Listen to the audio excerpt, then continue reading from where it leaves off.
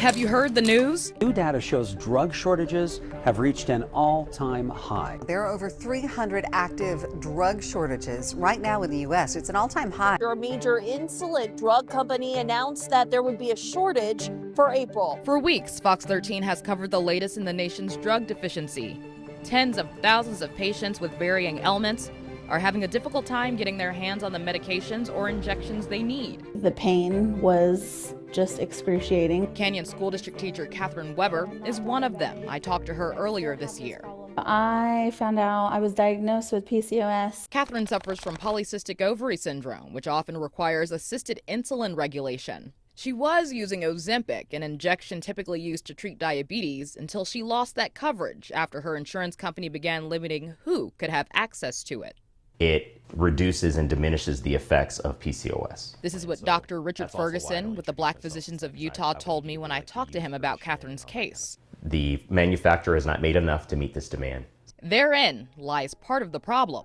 Virtually, it's pretty close to 100% of certainly of our generic medications are produced outside the United States. And in some instances, the active pharmaceutical ingredients are only made by one or two people.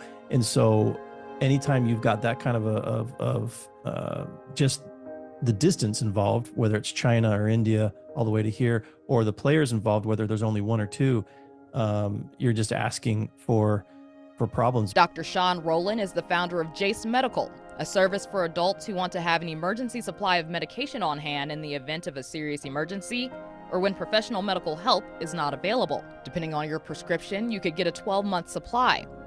Dr. Rowland notes another contributing factor to the shortage: the Food and Drug Administration aren't always on the same page as the makers of these drugs.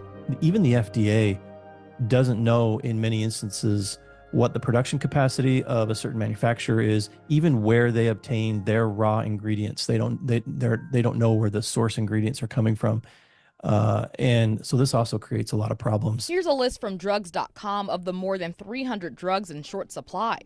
Some of the most in demand include sterile injectables for cancer patients, antibiotics, and central nervous stimulants for conditions like ADHD. I asked the doctor what the shortage is costing patients. There's a solution now for most patients that you can get an extra supply on hand so that you can withstand these shortages when they happen. I think those would be my kind of top two that I would say. If you haven't been able to prepare, or you're caught unaware, then go expand your search.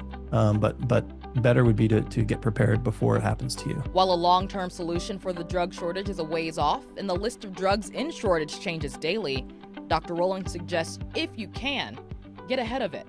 Jace Medical does have an office based in Utah, but you don't have to leave your home to check them out. You can visit their website to see if they have your medication and to get signed up. Robyn Oguinye, Fox 13 News, Utah.